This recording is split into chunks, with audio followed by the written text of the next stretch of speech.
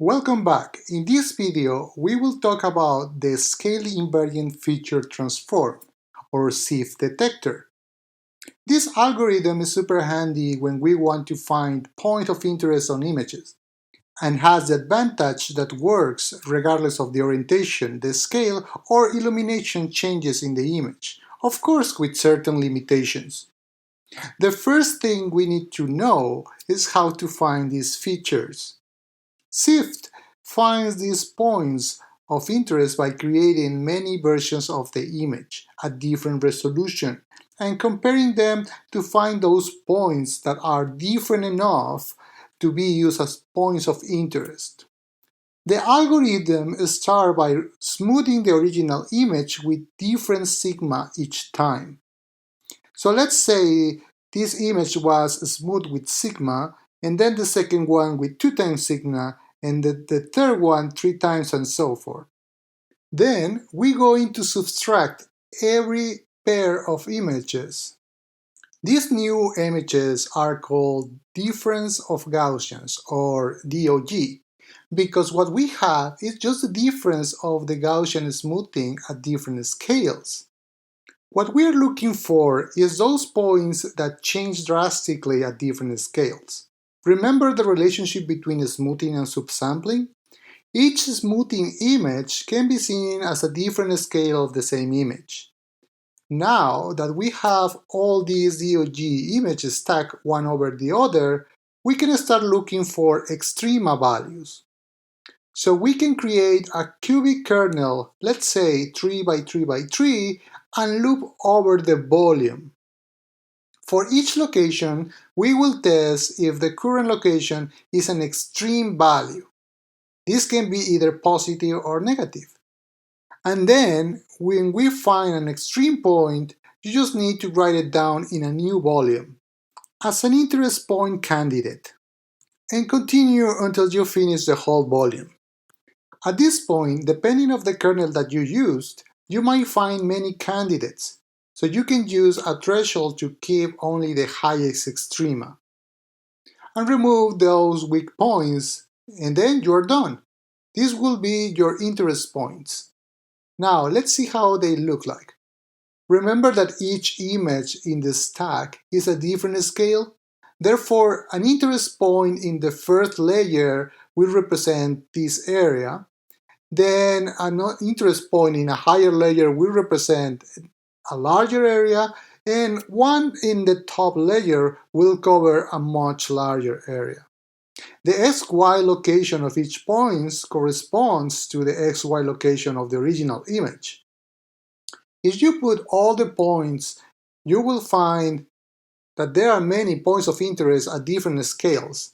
So again, depending on the application, you might want to remove more of the weak points before proceeding. The final step is to calculate the gradient on each point of interest. So for each pixel inside the area of the interest point, we will calculate the gradient, and we will focus on the orientation of the gradient.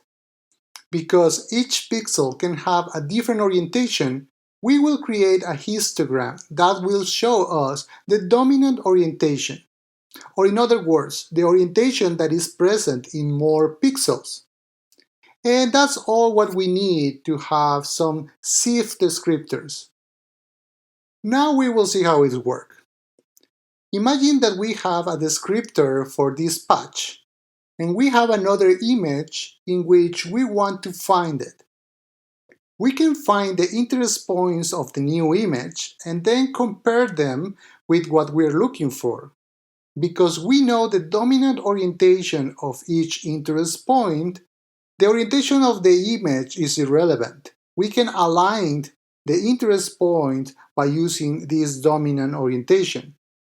When we create these shift descriptors, we ignore the magnitude of the gradient, so the changes in the illuminations does not have a big impact.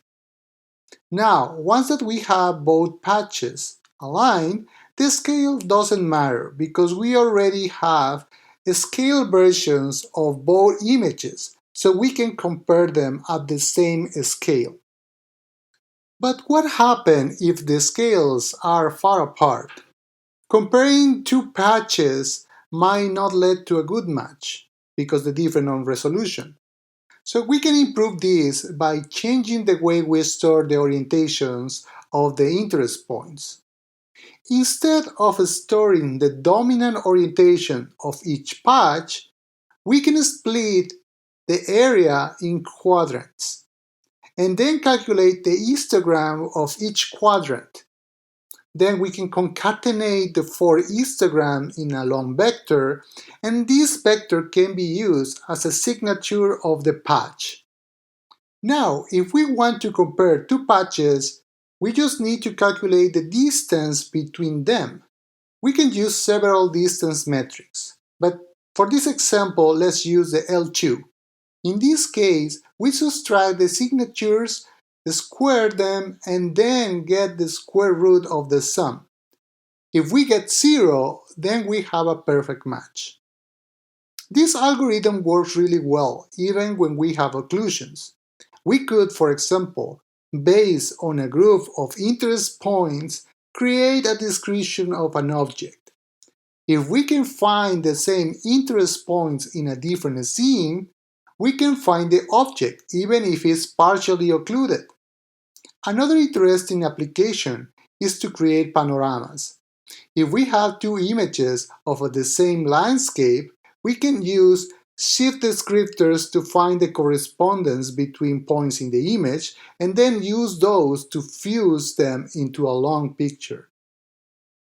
Okay, in this video we review the SIFT detector. We learned that we can use SIFT to find interest points and how to use them to identify such features in other images. See you in the next video.